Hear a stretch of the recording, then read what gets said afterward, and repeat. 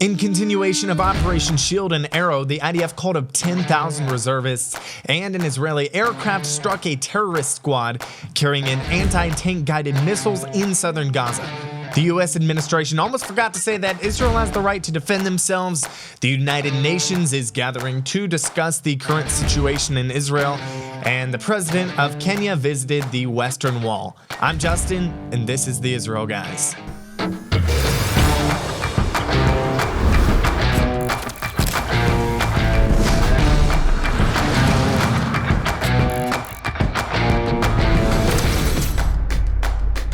Welcome to the Israel Guys, where we believe that in a world of Jew hatred and anti-Israel propaganda, you should have a direct connection to the land and people of Israel.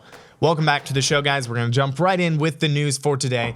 So as you know, there's been a lot going on in Israel recently. There's been what you could call a war, or as the international media, as the international community likes to call it, they like to call it, an escalation of violence, they're going to call it. So the IDF, they decided they had enough of the rocket fire, of the incessant terror attacks, so they decided to strike Gaza. And no, they're not just striking Gaza. They're not killing innocent civilians. They're not just flying planes over and bombing Gaza, as the news media would like you to know, and as many social media users would like you to know, as if you're on Twitter, you can see that all over the place. There's people posting, Israel's bombing Gaza. So Israel is very precise. The IAF is very precise. So they're flying over Gaza and they're striking specific targets, very, very specific targets. They're taking out terrorist leaders. And yesterday, or the night before last, they took out 3 Palestinian Islamic Jihad leaders. Thank God, 3 more evil people were eradicated from the earth. They were taken out. After that first strike, the Netanyahu, he put out a video with a very strong message to Israel's enemies. We're going to play that right here. יצאנו הלילה למבצע מגן וחץ. במאמץ משותף, צה"ל והשב"כ חיסלו את 3 בכירי הג'יהאד האסלאמי ברצועת עזה. העיקרון שלנו חד וברור. מי שפוגע בנו, אנחנו פוגעים בו, ובעוצמה יתרה. הזרוע הארוכה שלנו מגיעה לכל מחבל, בזמן ובמקום שאנחנו בוחרים. אנחנו בעיצומה של מערכה, ואנחנו ערוכים לכל אפשרות. אני מציע לאויבינו, אל תתעסקו איתנו. So Israel has been continuing its airstrikes. It's on a couple of other operations. Yesterday evening, the IDF put this on Twitter. They said this, quote, "A short while ago, an aircraft struck a terrorist squad carrying anti-tank guided missiles in the city of Khan Yunis in southern Gaza." And then Arab media reported that Israel had just assassinated the head of the missile unit in southern Gaza in the Al-Quds brigade, Khaled al-Farah, in a car in Khan Yunis. So thankfully, 1 more terrorist taken out, hopefully. So throughout all this, Hamas, which is the main terrorist organization in Gaza, it's the head. Even though they're not directly connected with the Palestinian Islamic Jihad terrorist organization, they're still threatening to retaliate just because of their hatred for Israel and because Israel is going in and bombing. They've been threatening to retaliate, but so far nothing has come of that. Although Israel is very prepared to meet Hamas's threats if they come into reality. Yesterday afternoon, the IDF called up 10,000 reservists in preparation for some kind of escalation, some kind of war happening. Also, dozens of families, they've been evacuating the cities which are closest to the Gaza border in preparation for maybe Hamas raining down rockets on Israel. So if Hamas carries their threats into reality, Israel will, please God, be prepared for this. We're going to talk about how the U.S. administration and the United Nations responded to this. But first, if you enjoy our content, make sure to subscribe.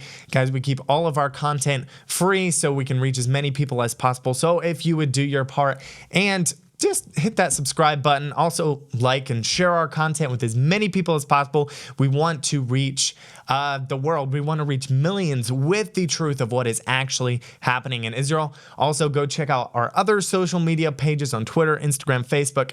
Would really appreciate it if you would go give us a follow there. So, here's what the U.S.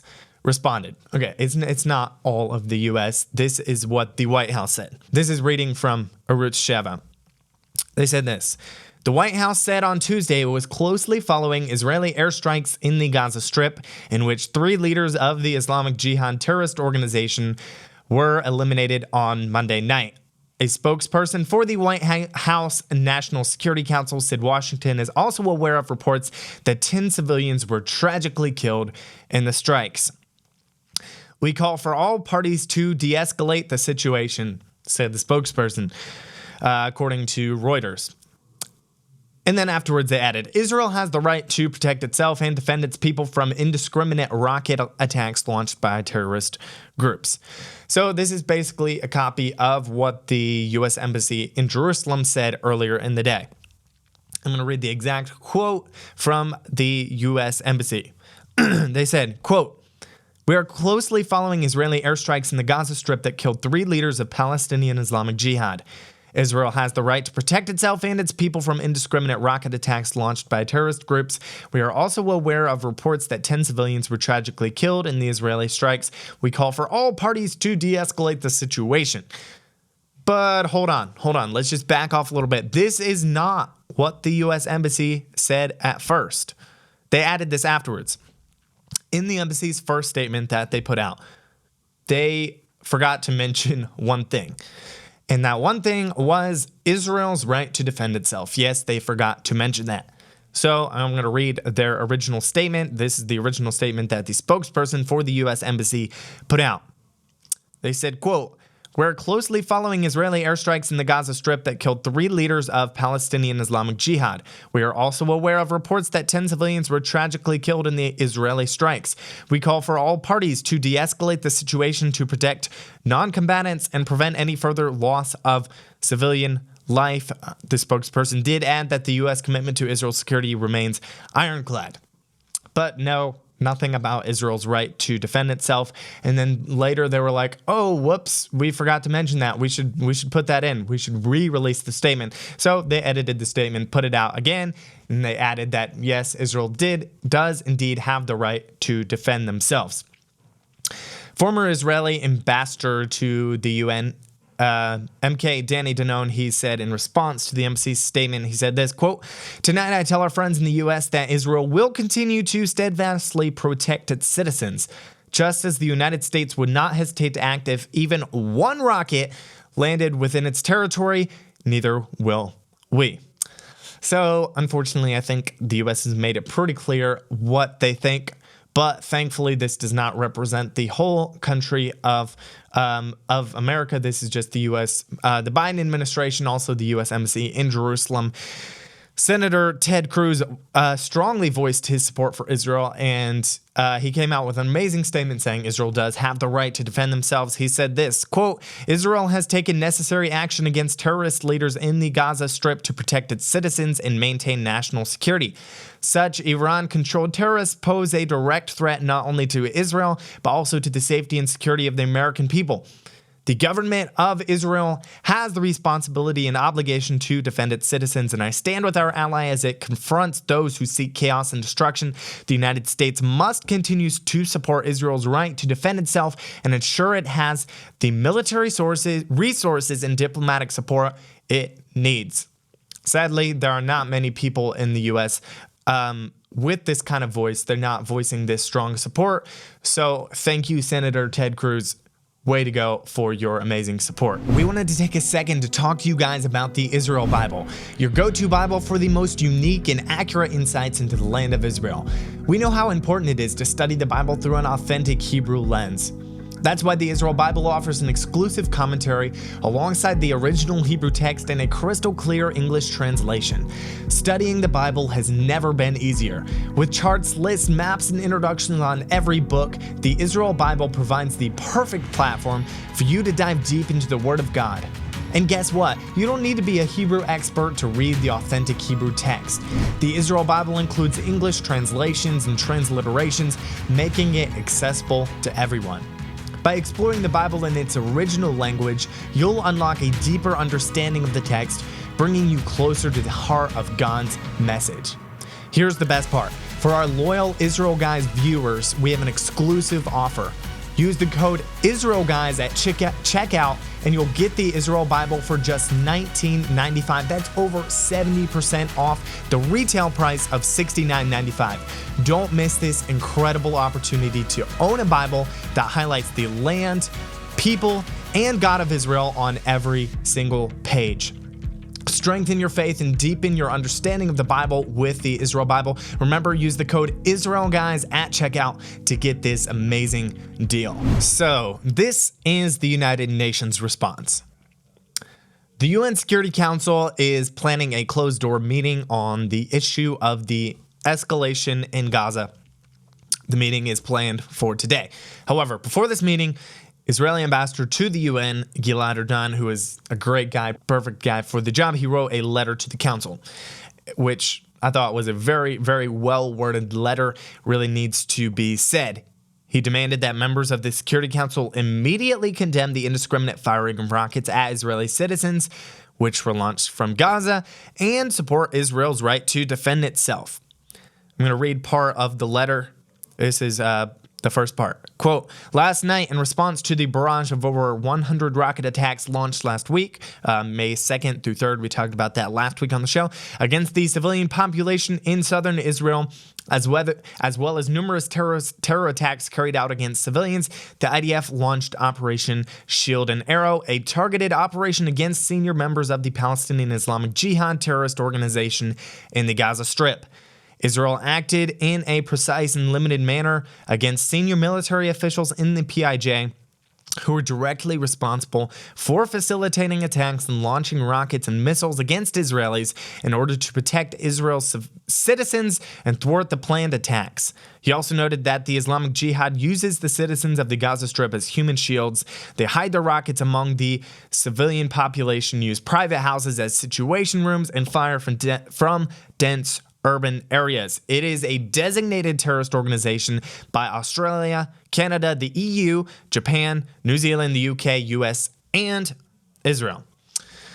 So let's hope the United Nations condemns Hamas and the PIJ for their indiscriminate firing of rockets and for their many, many other horrible, brutal crimes, even using their own children as human shields. But I highly, highly doubt that this will happen, that the United Nations will condemn Hamas or the Palestinian Islamic Jihad. What's more likely to happen is they will condemn Israel for their bombing of Gaza. Guys, in some other news, there was a tragic incident that happened yesterday. At first, I saw in the news that came out, it was reported that a female terrorist had charged security forces at the Metzadot Yehuda checkpoint on Mount Hebron and was neutralized.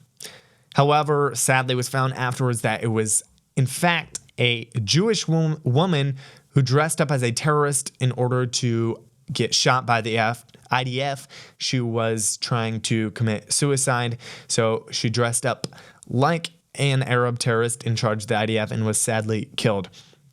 This is according to Arutz Sheva. Quote, before the incident, the young woman consulted with a friend about her intentions. The friend reported their conversation to an emergency hotline and passed her details to the police about an hour before the incident.